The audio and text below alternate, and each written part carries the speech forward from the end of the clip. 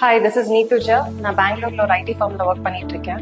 என் வீடு தர்ஷா ப்ரமோட்டர்ஸ்ல தர்ஷன் தான் கன்ஸ்ட்ரக்ட் பண்ணி கொடுத்தாங்க. தர்ஷா ப்ரமோட்டர்ஸை நான் டிஃபைன் பண்ணோம் அப்படின்னா ஒரு 5 பாயிண்ட்ஸ்ல டிஃபைன் பண்ணுவேன். ஃபர்ஸ்ட் பாயிண்ட், நான் ஒரு 50 பாயிண்ட்ஸ் ரெக்குயர்மெண்ட் ஒரு டவுட் அதை வச்சு தான் தர்ஷா ப்ரமோட்டர்ஸ் அப்ரோச் பண்ணேன். தர்ஷன் எனக்கு எல்லா பாயிண்ட்ஸுமே கிளியரா எக்ஸ்பிளைன் பண்ணிட்டு சேம் பாயிண்ட்ஸை நாங்கள் அக்ரிமெண்ட்லேயே ஆட் பண்ணோம். செகண்ட் டைம், நான் என்ன டைம்ல பில்டிங் ஃபினிஷ் பண்ணணும்னு கேட்டிருந்தேனோ அதே டைம்ல அவங்க டிலே பண்ணாமல் ஃபினிஷ் பண்ணி கொடுத்தாங்க. மூணாவது குவாலிட்டி. நான் என்னென்ன ஸ்பெசிஃபிகேஷன்ஸ் கேட்டனோ என்னென்ன பிராண்ட் கேட்டனோ அதே தான் சைட்ல இருந்தது. ஃபைனலா பில்டிங் ஃபினிஷ் ஆகி வரும்போது நான் கேட்ட மாதிரியே இருந்தது. அக்ரிமெண்ட்ல என்னென்ன பாயிண்ட்ஸ் மென்ஷன் பண்ணி நான் ரெக்குயர்மெண்டா கேட்டிருந்தேனோ அது அப்படியே தான் சைட்ல போட்டிருந்தாங்க.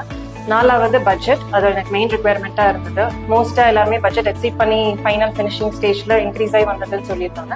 பட் தர்ஷன் வந்துட்டு நான் என்ன பிரைஸ்ல கேட்டிருந்தேனோ என்ன பட்ஜெட்ல கேட்டிருந்தேனோ எக்ஸாக்டா அதே பட்ஜெட்ல ஃபினிஷ் பண்ணி தந்தாங்க. That I am very happy.